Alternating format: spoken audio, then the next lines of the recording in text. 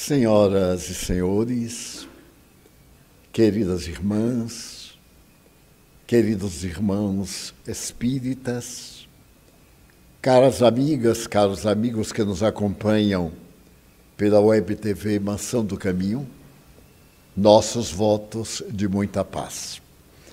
A notícia festiva é que a nossa campanha de Natal está sendo coroada de bênçãos.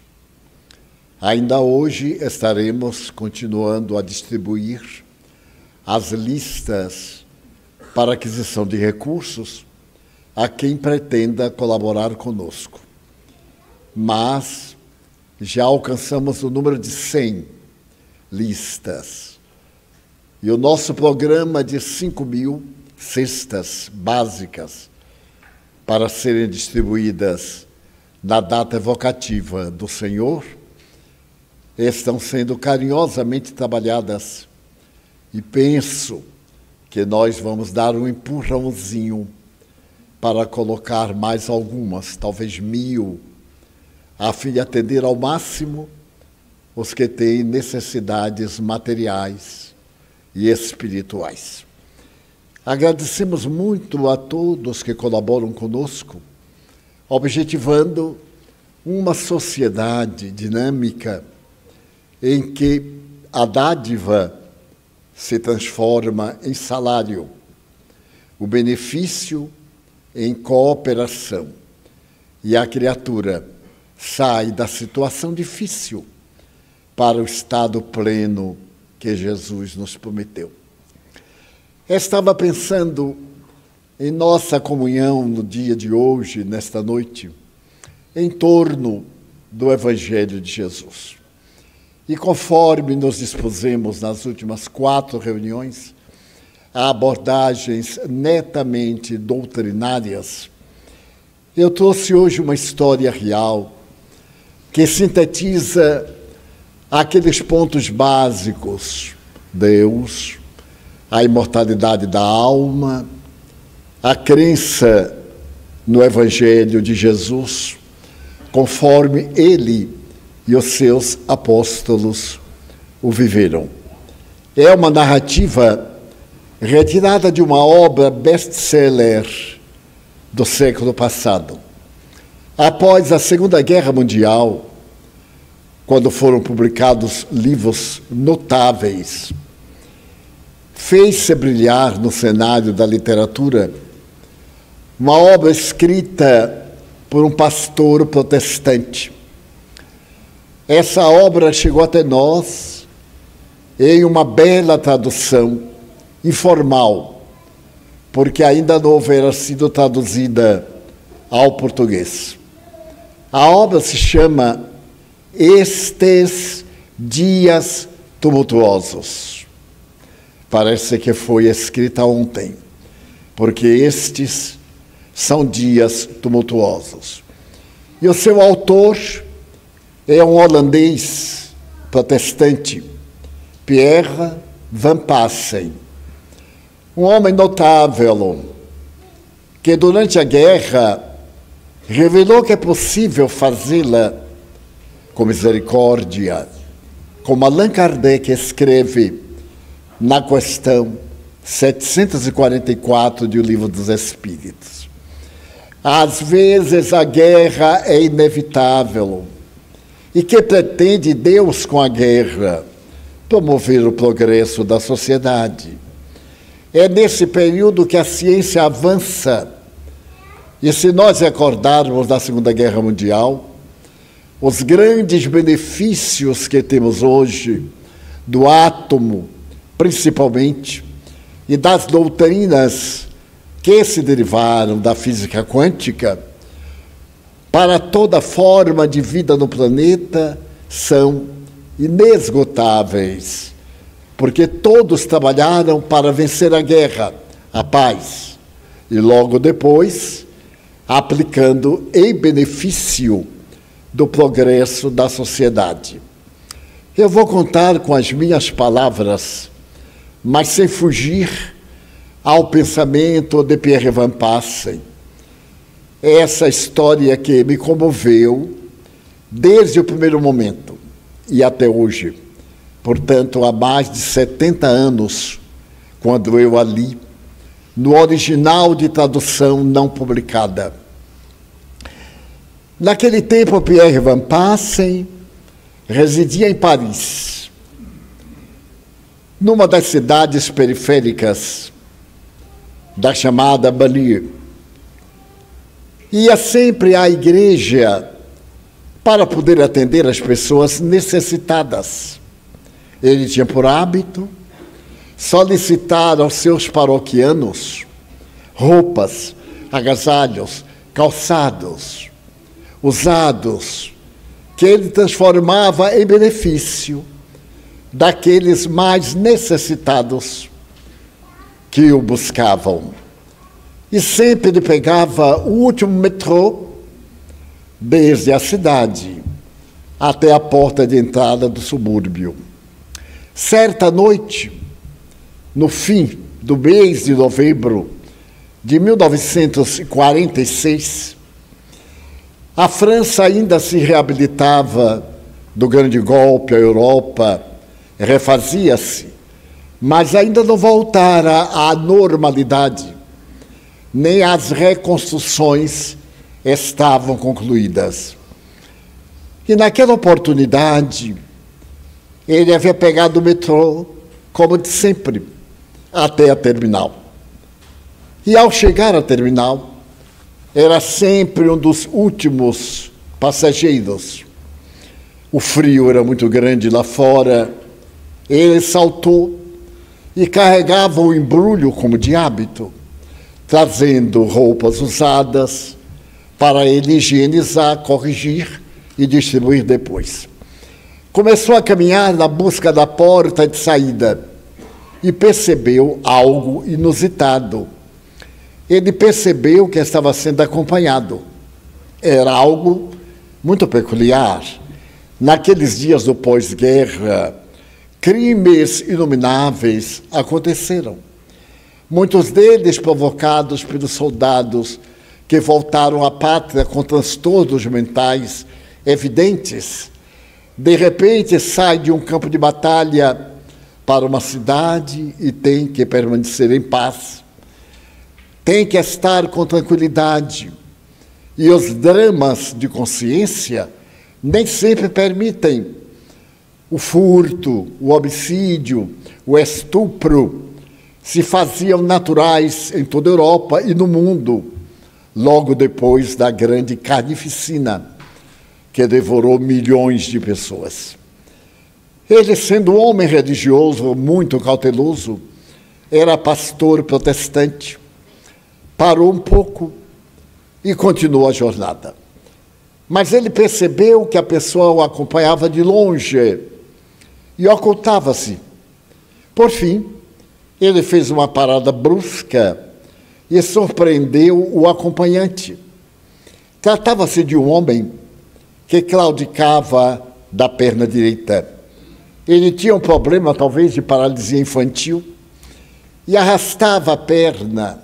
Era recurvado, tinha uma corcova na costa e a cabeça bailava naquele monte desfigurado, mas era um rosto infantil. 2 olhos transparentes, quais os de um cão São Bernardo. Aquela cabeça bamboleante olhou para ele e tentou sorrir.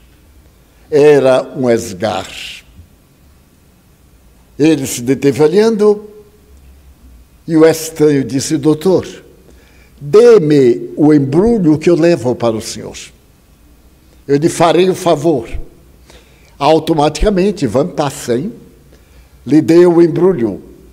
Foi andando e ele o acompanhou. Quando chegou do lado de fora, no grande terminal, havia sempre uma carruagem que o esperava. O problema da gasolina ainda não estava totalmente resolvido. E então, ele chamou o cocheiro, deu um sinal, e ao entrar na carruagem, o estranho permaneceu. Algo contrafeito do lado de fora. Caía neve, o que não é muito comum em Paris. Ele tomou o embrulho e perguntou: você gostaria que eu levasse a algum lugar? E ele respondeu, quase infantil: ah, sim, gostaria. Eu moro na rua do Bebedouro Velho, número 13, perto da casa do Senhor. Já que o senhor insiste em ser bom, eu aceito. Ele ficou intrigado. Deu sinal, o estranho subiu, sentou-se, puxou a porta e a carruagem começou a avançar. Havia um silêncio quebrado pelas bátegas e pela neve. De repente, o estranho abaixou-se muito para olhar do vidro de cristal bisotado a torre da igreja. Ele achou estranha aquela atitude. Já era quase madrugada. E então, à medida que a carruagem passava, o estranho se retorcia, olhava e subitamente perguntou: doutor, o senhor acredita em Notre-Dame de la Consolação? Ele disse: oh, sim. Eu não sou católico, mas eu sou religioso. Eu acredito em Nossa Senhora da Consolação. Ele sorriu e continuou: é que o Natal está perto. Hoje é quase o último dia de novembro. E há uma história que narra, na noite de Natal, Notre-Dame de la Consolação visita as crianças órfãs e abandonadas, levando-lhes presentes. O senhor acredita nisso? Sim, eu acredito. Porque não se trata de uma lenda. Nossa Senhora não vem em pessoa, mas ela inspira pessoas a representá-la. Ele disse: pois é. Eu gostaria de receber uma visita de Notre-Dame, mas eu não sei como fazer. É fácil. Você faz uma carta, chega no correio e coloca com o destino de Reino dos Céus. Ela vai ler e, se for possível, ela fará o que seja necessário. Ele sorriu e disse: mas, doutor, eu não sei ler nem escrever. Se eu ditar uma carta para o senhor escreve para mim? Sim. Embora o meu francês não seja muito bom, eu sou holandês, mas eu me comunico muito bem. Então ele sorriu e, nesse comenos, a carruagem chegou à rua do Bebedouro Velho. E Pierre Van Passen disse para ele: ali está o seu número. Ele disse: doutor, o senhor não se importa de eu ir até a sua casa? Eu sei onde o senhor mora. Mas é estranho, não é? Pois não. Você voltará a pé. E o frio? Ah, doutor, a miséria nos acostuma a tudo. Estou acostumado com frio. Então partiram. Ele disse: eu quero me apresentar. Meu nome é Hugo Lé. E eu sou da Normandia, a região mais bela da França, na qual se decidiu o destino da humanidade no dia D do ano passado, quando terminou a guerra. Foi nas praias da Normandia. Graças à grande invasão, os nazistas mandaram suas tropas para a parte norte e os aliados entraram pelo sul. Então ele movimentou a cabeça e sorriu. Era um sorriso bonito. E através do sorriso desapareciam aqueles sinais de amargura, de deformidade. Chegamos à minha casa. Eu então saltei e disse: e agora, Hugo Lé? Ele disse: agora eu salto também. Doutor, eu queria perguntar uma coisa. O senhor deixa eu entrar um pouquinho na sua casa? Mas é tarde, é muito tarde. Ele disse: eu sei, mas eu lhe agradeço. Eu morava num velho pardieiro de 3 pisos, sozinho. Saltamos, cocheando, carregando o embrulho. Entramos pelo porão, eu acendi a lareira, ele se aqueceu um pouco. Perguntei, o Golem, você está com fome? Não, senhor. Faz 3 dias que eu não como, mas eu não estou com fome. Nenhuma. Então, você aceitaria um pedaço de pão com queijo? Ah, doutor, já que o senhor insiste, eu aceitaria. Eu preparei um sanduíche, um pedaço de baguete daquele pão longo, coloquei queijo e leite quente. E disse para ele, eu vou pegar o meu cachimbo e desço. Pode comer, o Golem. Ele sentou-se e ficou olhando para o repasto. Quando voltei, ele estava na mesma postura. E eu disse, o Golem, você não come? Não, senhor. Eu sou educado. Eu quero esperar pelo senhor. O senhor não vai comer? Não, Golem. Eu sempre faço a ceia em Paris antes de vir para cá.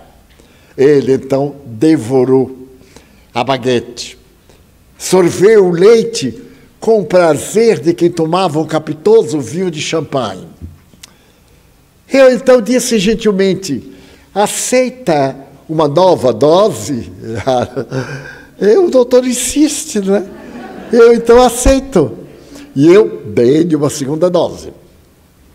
Ele levantou-se, ficou encostado a uma coluna que eu tenho bem no centro do porão, defronte da lareira, distendeu as mãos e disse, doutor, posso fazer um pedido? Eu sei que o senhor deita muito tarde. Pode, Golem. Doutor, o senhor pode usar o gramofone, a vitrola da época, o gramofone, e colocar uma música, um disco, a música é Nas Asas de uma Canção. Mas o Golem, como você sabe que eu tenho esse disco? Ah, doutor, a minha história. Eu moro na Rua do Bebedouro Velho, é um bairro italiano. Eu tenho um quarto alugado. Eu não sou mendigo nem um miserável. Eu trabalho para viver. Por exemplo, o senhor não está me fazendo nenhum benefício. Está me pagando eu ter carregado o seu embrulho. Eu sempre faço um favor e espero que a pessoa retribua. Daí,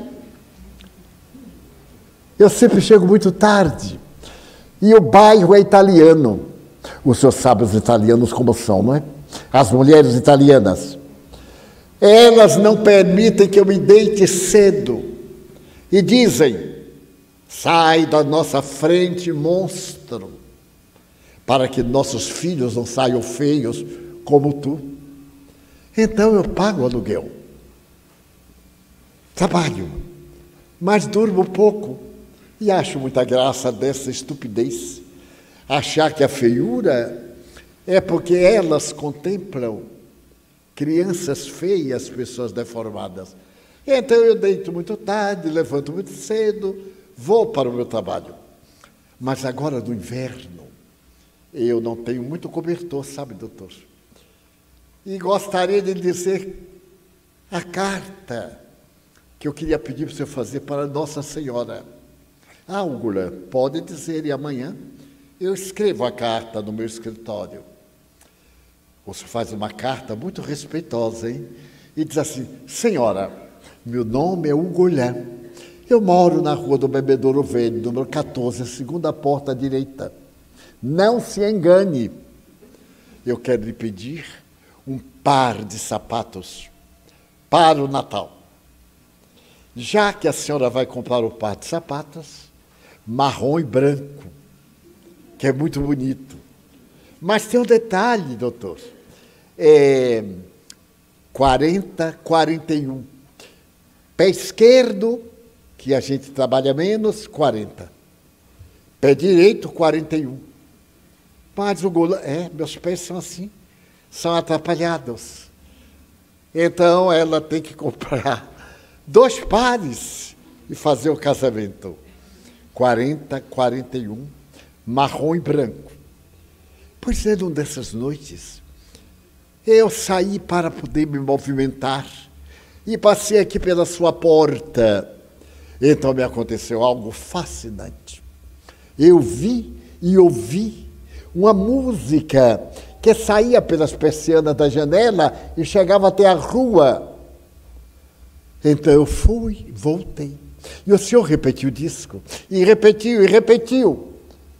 Ah, doutor, no dia seguinte, eu fui a Paris, a uma casa de música, e disse a uma vendeuse, a uma dessas moças que ali ficam, poderia me dizer que música é esta?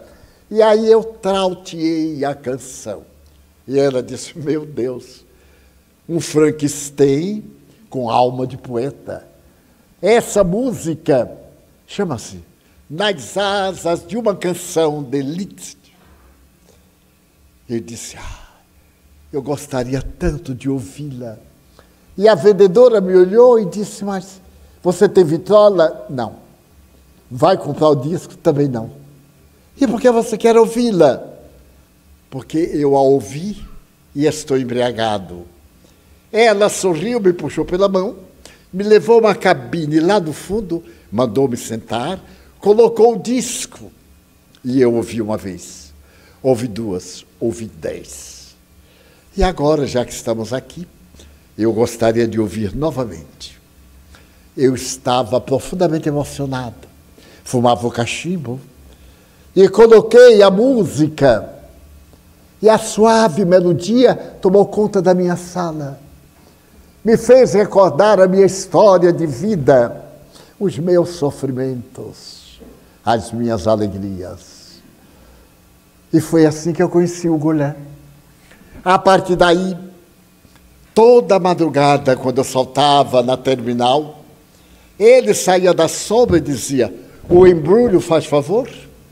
E eu lhe dava o embrulho para poder ter que pagar com o lanche lá em casa. E eu comecei a amar o Goulet, porque naquele ser deformado havia uma suave melancolia que me convidava à meditação. O seu riso tinha tonalidade de dor, mas os seus olhos tinham brilho de inocência. E esta é uma palavra muito rara nos dias de hoje, naqueles e nestes. Então, ficamos amigos. E eu o convidei para vir passar o domingo comigo. Ele veio. Ele disse, olha, eu sou um bom cozinheiro e vou preparar um pato para nós no dia de Natal. Na França, não é o peru de Natal, é o pato de Natal. Se engorda. E nós vamos comer um antes, para que no dia de Natal, que você já é meu convidado a passar comigo, você possa alimentar-se fartamente. E ele veio. Naquele domingo, ele veio, tinha tomado banho, estava com o cabelo penteado, a cabeça era proporcionada, o corpo é que não correspondia. Eu olhei para o Goulet e comovi-me. Então eu lhe perguntei, o Goulet, quantos anos você tem? Ele disse, 14. 14? É, doutor, eu sei. Todo mundo pensa que eu sou adulto, mas é que eu tenho a idade do sofrimento. Não é a idade dos dias e das noites. Aos 14 anos eu tenho 100 de experiências e de misérias. Daí não estranho. O Goulet, você tem família? Bem, não tenho. Quer dizer, eu nasci na Normandia. E agora estou em Paris. O Goulet, eu queria adotar você. As autoridades francesas respeitam-me muito e eu tenho condições de adotá-lo. Você é muito jovem. E quem sabe uma intervenção médica aqui, outra ortopédica ali, melhoraríamos um pouco. Ele ficou mais triste e disse assim: não posso, doutor, eu não posso. Eu nasci na Normandia, como já lhe disse. Meus pais eram da região marítima, pescadores. E eu era feliz com minha irmã Marie. Marie é mais velha do que eu, 2 anos. Marie? Sim, minha irmã. E onde está Marie? Eu lhe vou dizer. Ocorre que a vida nem sempre é como a gente quer. Mamãe era uma mulher de uma beleza rara. E papai era um homem infinitamente feliz.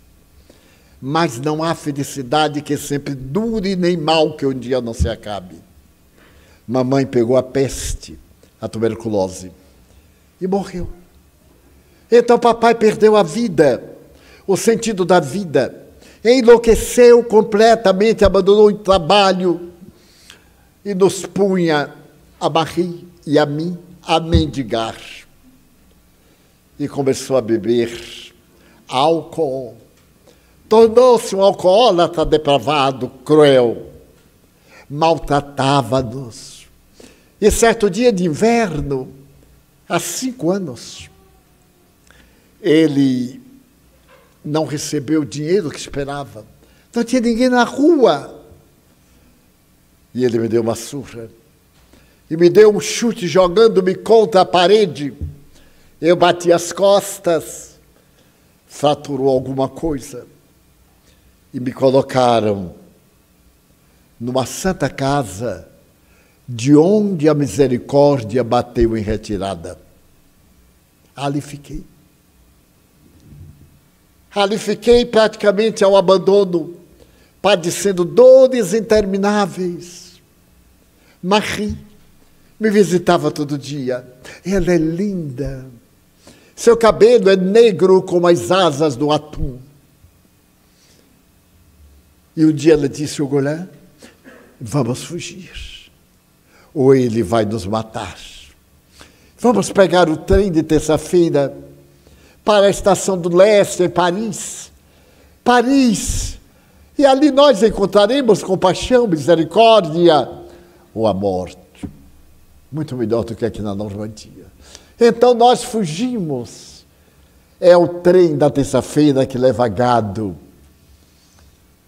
Chegamos à estação de leste. Ai, Paris nos deslumbrou. Mas não tínhamos exatamente aonde viver. E fomos morar embaixo de uma das pontes, bem no coração da cidade, defronte da Samaritana. E eu fui piorando.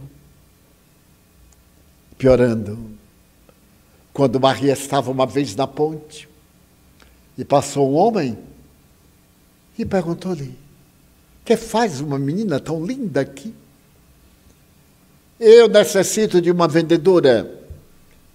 Aqui na Praça da Concórdia, eu tenho uma joalheria.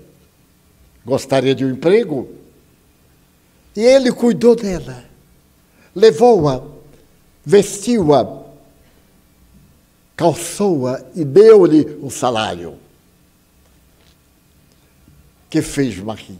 Me retirou e me colocou numa clínica ortopédica suíça para as experiências de laboratório.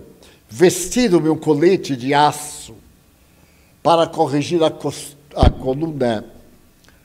E eu comecei a fazer os exercícios. E todo sábado ela vinha pagar a próxima semana. E isso durou 3 meses. Mas então ela veio no sábado, que não deveria ter vindo, porque ela entrou desgrenhada, a cabeleira marfanhada, o rosto com marcas, pés descalços, rasgada, gritou: o Golã, eu sou inocente, o Golã. Ele é um miserável, eu sou inocente. Então vieram 2 gendarmes, 2 guardas, pegaram-na, arrastaram-na e levaram-na para ser julgada. À tarde, eu estupefacto, a Madre Superiora veio me visitar e disse: meu filho, sua irmã é inocente. Recebemos aqui a denúncia que ela roubou uma joia. E o seu amo deu queixa à polícia. Como não vai poder mais pagar? Lamento muito, mas você não pode ficar. Só até às 20 horas. Eu sinto muito, porque eu trabalho aqui com minhas irmãs por caridade, por amor. Não ganhamos nada. É uma clínica muito cara. Perdoe-nos. E começou a tirar aquele corpete e deu-me uma vara à guisa de bengala. Eu saí arrastando-me e ela disse: Ugolã, a sua irmã não vai ser julgada no fórum. Aqui na França, as causas menores são julgadas no próprio bairro. E eu soube que ela será julgada dentro de 1 mês. Deu-me os dados. E 1 mês depois, eu estava no tribunal. O juiz era um daqueles homens acostumados com a indignidade humana e, infelizmente, indigno também. Ele fumava um charuto no tribunal e usava um ardil para distrair as pessoas. Ele colocava um grampo do charuto para segurar a cinza. Então, ao invés de as pessoas ficarem prestando atenção no delito, na defesa, na acusação, ficavam olhando se a cinza caía ou não. Eu estava no tribunal. E foram julgadas umas 4 ou 5 pessoas, todas condenadas. Chegou a vez de Marie. Em tão pouco tempo, ela era uma outra pessoa, envelhecera, doutor. O rosto sulcado, as marcas, a cabeleira desgrenhada, parecia uma desvairada de La Salpêtrière do hospício. Sentou-se e ele, o debochado, o velho cínico, como a madre disse, ele desejou avançar e ela cortou, ele estava se vingando. É assim que eles fazem. Oferecem e as jovens se iludem. Depois eles mandam para os redutos da prostituição, vendem-nas. O cínico também fumava. Aquilo não era um tribunal de justiça, era uma casa de depravados. Veio o acusador e fez uma peça depravada, ingrata. Além dos benefícios que o patrão lhe deu, roubou. E se houve aquele murmúrio. E ela nem entendia o que estava se passando. De repente, a defesa era o estudante. Ele pertencia ao Estado. Coitado, não sabia dizer nada. E o juiz disse a punição para esse crime são 2 anos na Conciergerie. É a prisão de mulheres bem do centro de Paris, no Palácio da Justiça, onde esteve Maria Antonieta. Quando eu vi aquilo, eu me joguei no corredor e saí me arrastando, que tem meritíssimo, meritíssimo, por favor. Ela é inocente. Veja o cínico e depravado. Ela é inocente. Ele então me olhou, a cinza caiu, porque ele se enfureceu, movimentou a boca e disse: cala-te, monstro, ou te mandarei para o cárcere também, por desacato a esta corte. Antes tivesse mandado, porque eu teria morrido. E estaria livre das penuras dos 2 anos em que ela ficou no cárcere.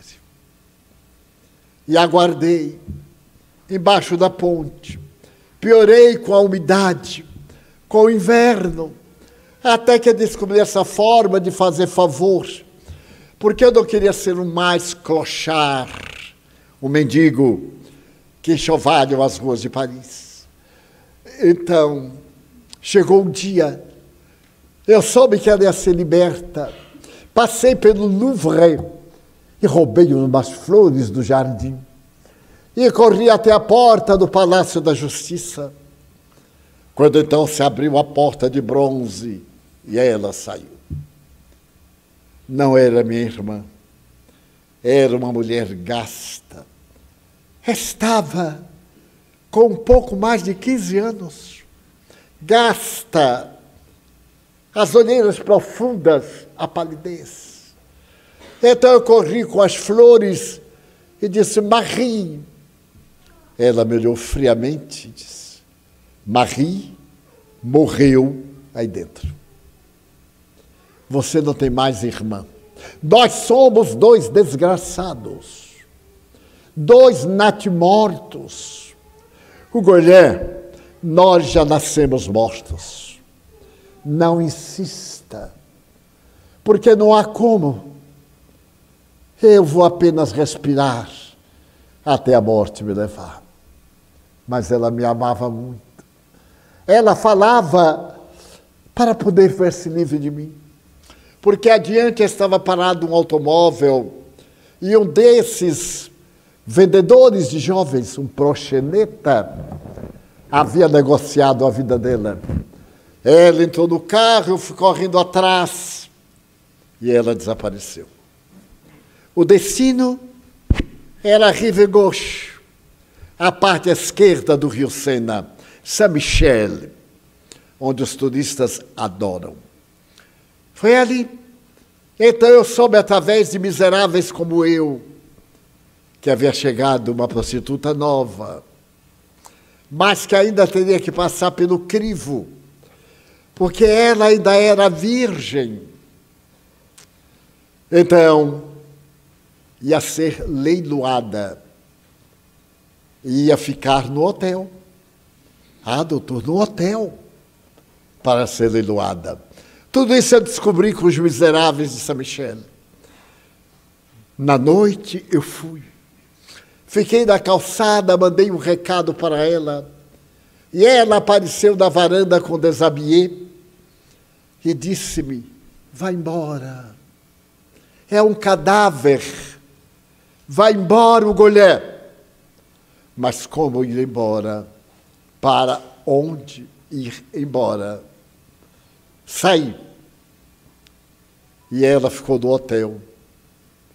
Daquele hotel passou para um menor, para uma pensão. Porque o poço do vício não tem fundo. Sempre se desce mais. E a escada da desonra não tem último degrau. Sempre se cai um pouco mais. E em breve, ela foi para la Rue de Fleurs, mas então ela e mora lá, no terceiro andar. Eu não posso. O Goulet, ela já tem 16 anos. Eu poderia adotá-la também. Eu não tive filhos, ou melhor, não tenho filhos. Mas a vida também não foi boa comigo, Goulet. Eu sou protestante calvinista, holandês. Morava em Amsterdã. Mas sou descendente de judeu. Eu tinha 3 filhos, um rapaz e 2 meninas. Veio a perseguição. E nós fugimos para a Inglaterra.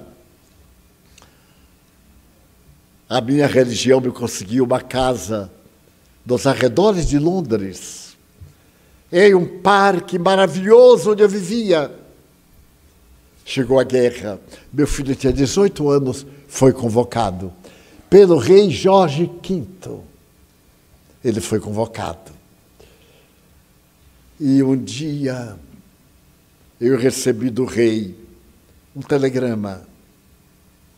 O telegrama dizia: o Reino Unido agradece seu filho ter dado a vida pela Inglaterra. Meu filho morreu na guerra. Daí a pouco dia chegaram as coisas dele e uma carta que ele estava escrevendo na hora que morreu. Ele estava no front da França. E então ele perguntava assim: papai, você é um homem religioso. Por que existe a guerra? Ainda mais uma guerra de cristãos, uns contra os outros. Eu estou no front. A linha marginou. Havia uma fronteira que era a separação da Alemanha com a França. E naqueles dias, a linha marginou era que defendia o país. Chovia um pouco. Papai, todos estamos com medo. Porque ao outro lado estão os alemães, também na fronteira. E eu tenho que matar. Porque se eu não matar, eles me matam. Mas eram meus colegas da universidade. Até alguns meses atrás, éramos colegas. Até que um psicopata se levantou e disse que a Inglaterra era inimiga da Alemanha. E mandou meus colegas me matarem. Por que nós temos que matar? Por causa de alguns miseráveis que estão no trono, eles não vêm para a guerra, ficam na retaguarda. Para eles a guerra não significa nada. Ah, papai, eu estou orando o Pai Nosso. E escreveu: Pai Nosso, que estás nos céus, santificado seja o teu nome, venha a nós. O teu reino seja feita. Não concluiu a frase. Uma bomba caiu perto e o estilhaço da bomba despedaçou-lhe o rosto. Parte do cérebro caiu sobre a carta.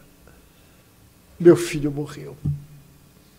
E eu tinha que agradecer a Deus que ele morreu defendendo a segunda pátria. Mas não é tudo, Golã. A guerra continuou lamentável. E na parte final, a Alemanha atirava bombas V2, bombas voadoras, sobre Londres. Bombas feitas por von Braun. Paradoxal. O maior inimigo dos chamados aliados. Mas os Estados Unidos prenderam-no, levaram-no para a América e o contrataram como físico nuclear. Ele, Oppenheimer, os pais da física quântica. Então, as bombas choviam. E eu voltava para casa pela madrugada, havia estado na igreja, trabalhando nas ruas, tirando os escombros para facilitar o movimento, quando eu me joguei no chão e caiu uma bomba V2. A terra tremeu. Quando eu levantei a cabeça, a bomba havia caído em cima de minha casa. E morreram minha mulher e minhas filhas despedaçadas. Então, eu agradeci a Deus. Esperei acabar a guerra e vim trabalhar na França. Então eu trago o coração chagado, igual ao seu. Aceite a minha paternidade. Você quer ser meu filho? Ele disse: doutor, depois do Natal. Depois do Natal. Firmamos a nossa festa de Natal. E no dia de Natal, às 10 horas da manhã, eu fui a uma tabacaria comprar fumo para o meu cigarro, meu cachimbo, quando o dono da tabacaria estava fechando as portas. E eu disse: Pierre, que passa? Ele disse: não soube. Mas soube o quê? Da grande tragédia. Tragédia do amanhecer de Natal. É, doutor. uma tragédia. Hoje é o feriado. Aquele aleijado, aquele coxo, aquele amigo seu morreu, mas ele estava bem de saúde. Mas eu não sei. O abade de La Roudère, da catedral, anunciou que hoje é feriado e que todos nós aqui da Bannier, aqui do bairro, vemos a igreja às 3h para o sepultamento de Ugolã. Foi mais uma punhalada no meu coração. Eu corri, entrei na igreja e lá estava o abade, um homem de 90 anos, magro, o cabelo branco. Ele caminhava na sacristia de um lado para o outro. Eu me aproximei e disse: abade, eu sou o Dr. Pierre Van Passe, pastor calvinista. Eu sou amigo de Ugolã. Eu soube...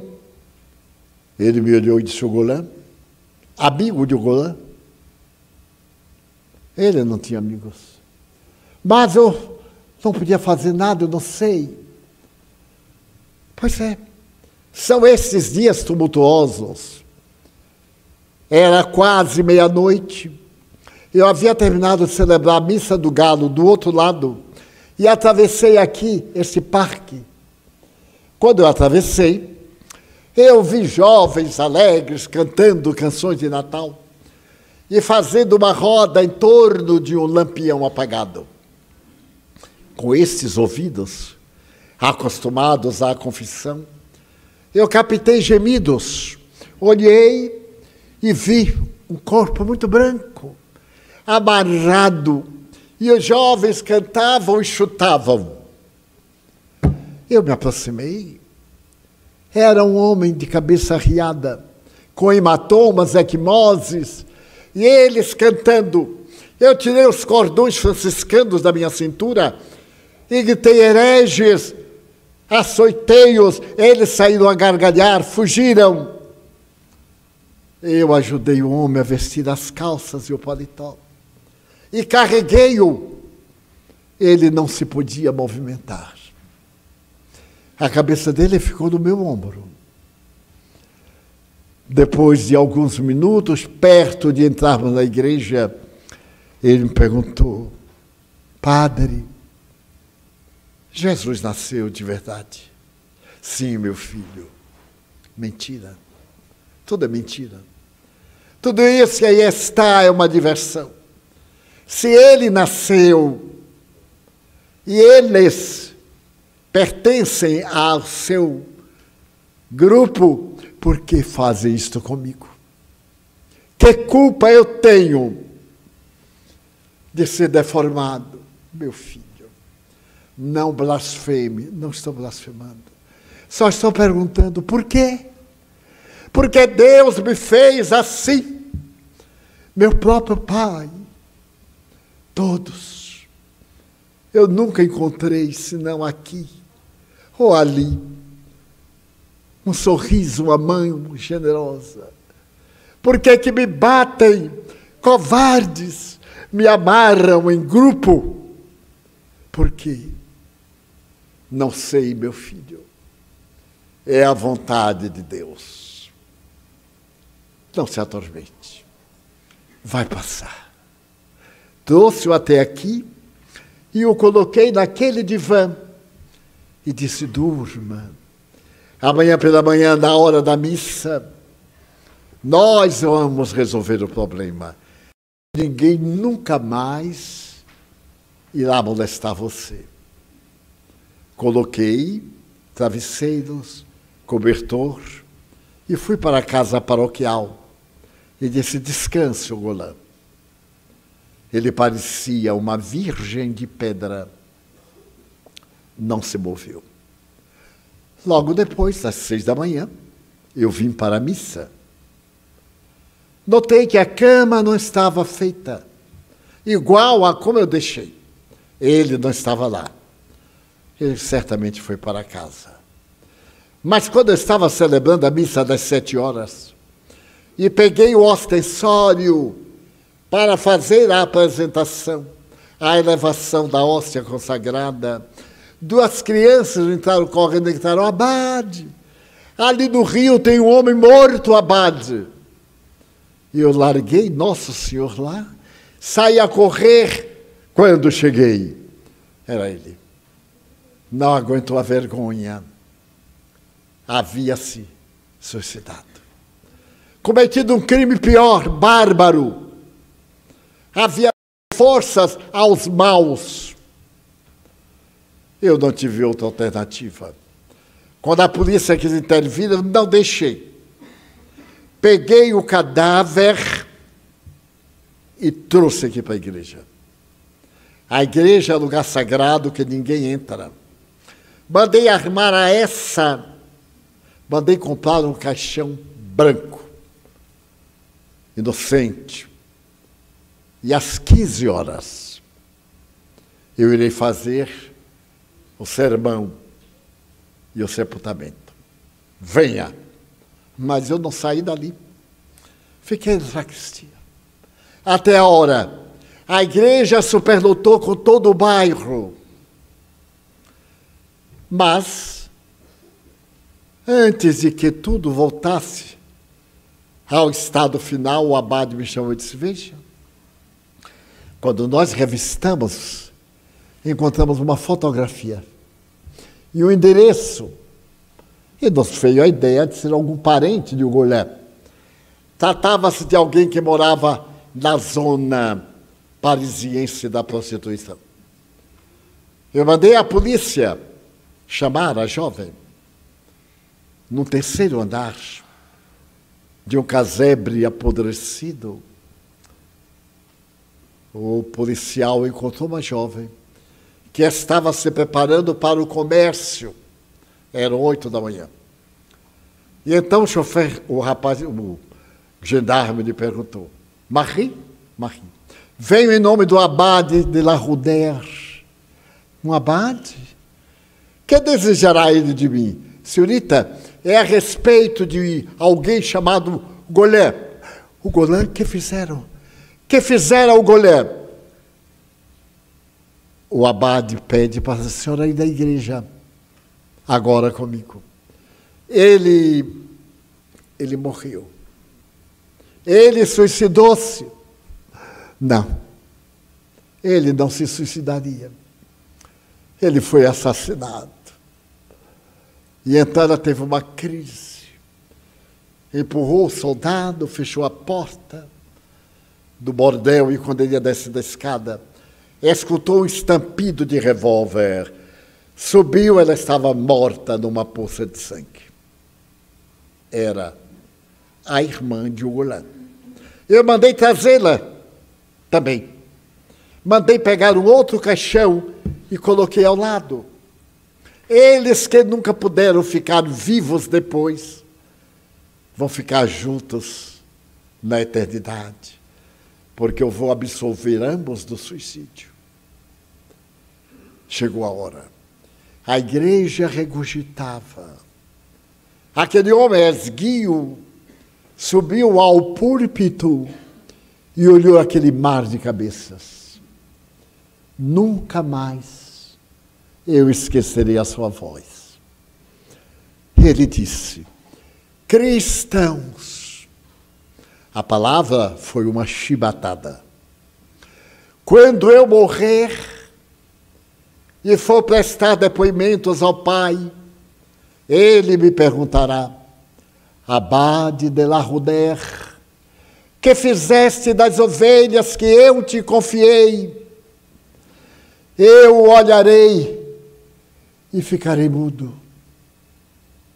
Ele então me perguntará pela segunda vez: abade de La Roudère, que fizeste das ovelhas que eu te confiei? Eu menearei a cabeça, mas quando pela terceira vez ele me perguntar: abade de La Roudère, que fizeste das ovelhas que eu te confiei? Eu responderei: não eram ovelhas, Senhor, eram lobos vestidos de ovelhas. O coro levantou-se e começou a cantar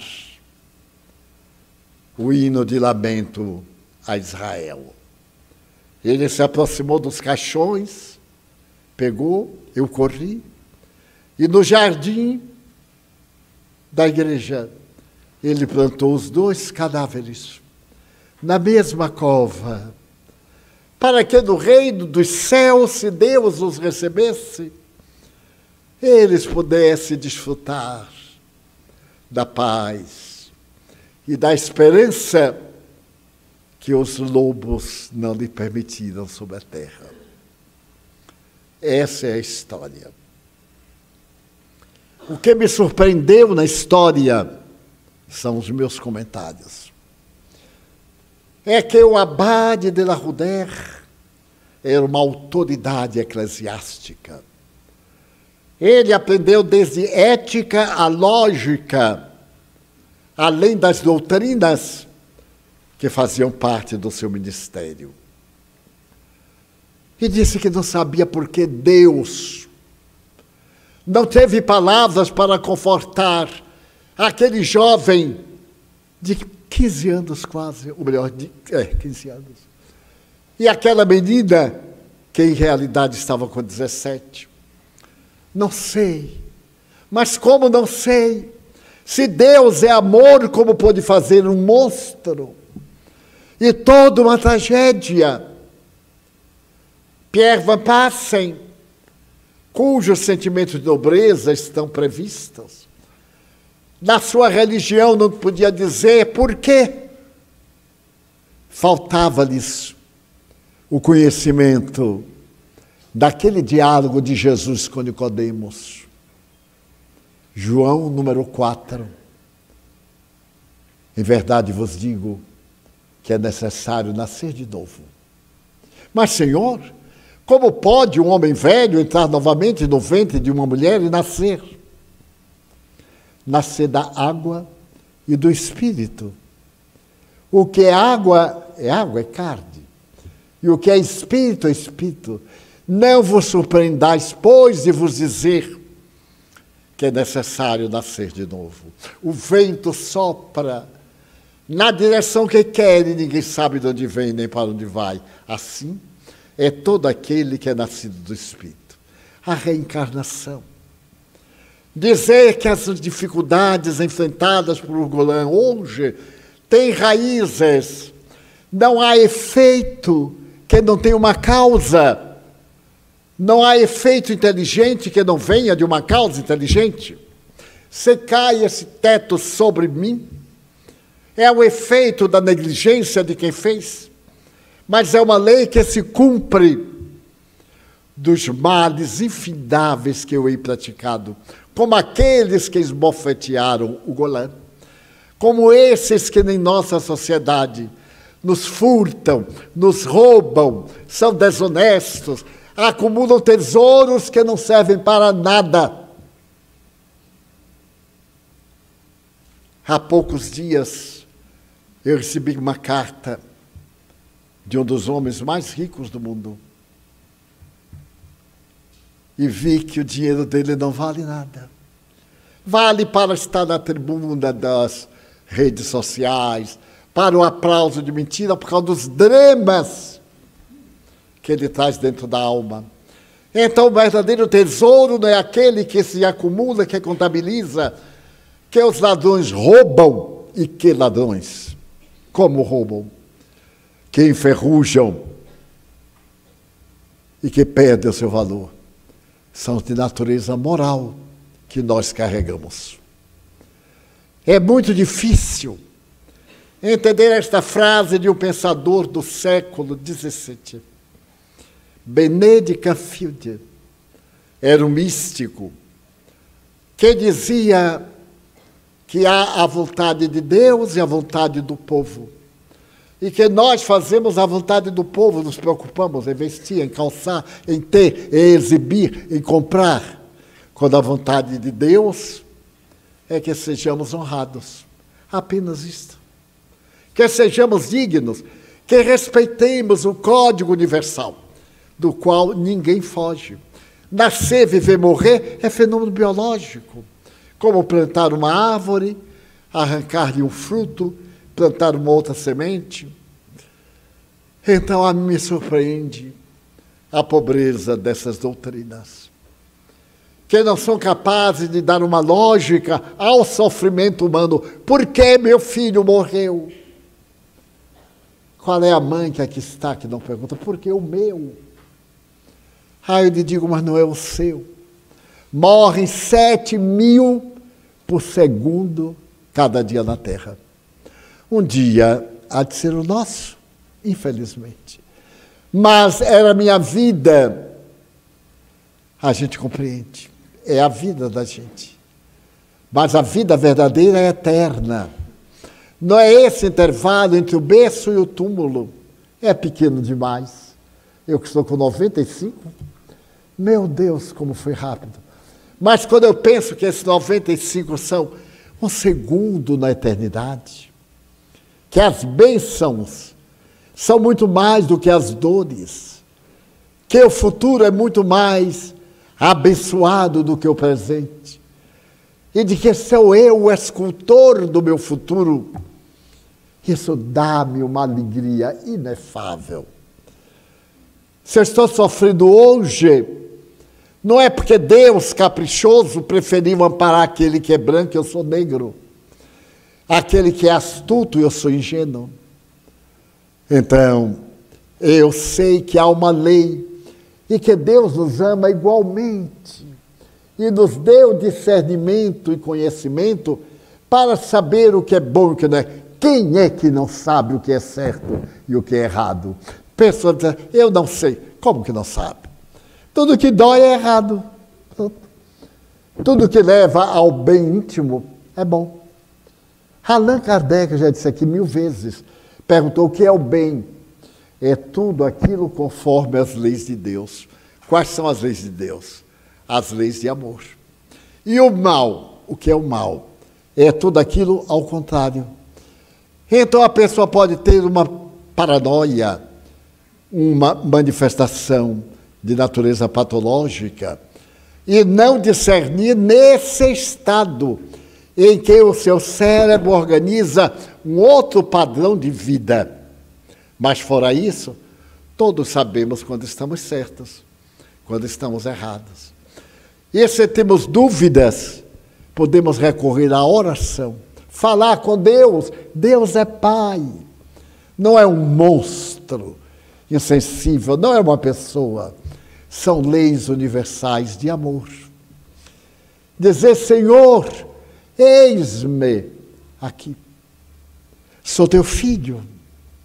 Apiada-te de mim. Então, avizinhando-se o Natal,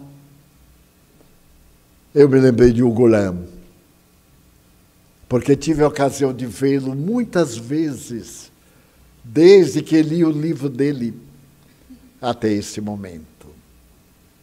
Ver Marie também. A nós nos cabe, pois, ser felizes. Não ceder ao impulso do mal. Não deixar ninguém nos tirar do sério, como costumamos dizer. Então, se a pessoa provoca, a gente dá uma risada, mas é de provar que ele não está dando o menor valor. E para o perseguidor não pode haver nada pior do que ele se afastar e saber que é inútil, que não nos faz falta. Quem nos abandona é que é infeliz, não é o abandonado. Porque o abandonado continua amando, sofrendo. Mas quem foi, semeia. E nunca os pais divinos nos abandonam nas tempestades terrestres. Para concluir, orar um pouco mais. Chico Xavier dizia, a oração de uma mãe, em cujo lar desencarnou um filho, um neto, um ser querido, esta oração arromba as portas do céu. Tão poderosa é a oração desse ser, a mãe, o pai, de quem ama. em qualquer circunstância, arrombemos a porta do céu, orando, meus irmãos. Vamos fazer uma breve pausa para que a resposta do céu chegue até nós, agora, através dos passes de que seremos objeto. Convidamos os médiuns a tomarem os seus lugares.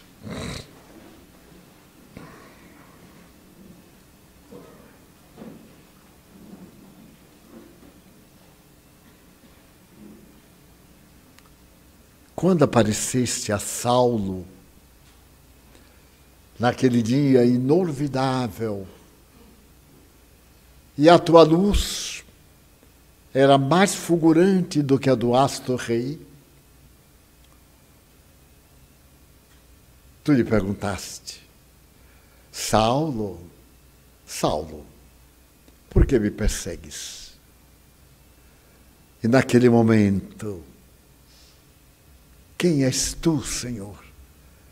Ele pergunta, e tu respondeste: eu sou Jesus, aquele a quem persegues. E a resposta de Saulo veio numa interrogação: Senhor, que queres que eu faça? Naquele momento morreu Saulo e nasceu Paulo, cuja vida foi atender ao que tu querias dele. Guardadas as distâncias e as circunstâncias, nós te perguntamos, diante dos nossos problemas, Senhor, que queres que eu faça? Diz-me no átito do meu coração. E agora, nesse momento de fervor, que queres que eu faça, Senhor, para ser feliz e ter-te sempre próximo de mim? Pai nosso, que estais nos céus, santificado seja o vosso nome. Venha a nós o vosso reino. Seja feita a vossa vontade, na terra como nos céus. O pão nosso de cada dia dai-nos hoje. Perdoai as nossas dívidas como perdoamos àqueles que nos devem. Não nos deixeis cair em tentações, mas livrai-nos de todo o mal, que assim seja. Dá-nos a tua bênção, Senhor, de amor, de paz. Abençoa nossa água e permite que cheguemos a nossos lares realmente melhores do que no momento em que de lá saímos. Com nossa profunda gratidão, encerramos a reunião desta noite com votos de harmonia para todos nós. Está encerrada a nossa reunião.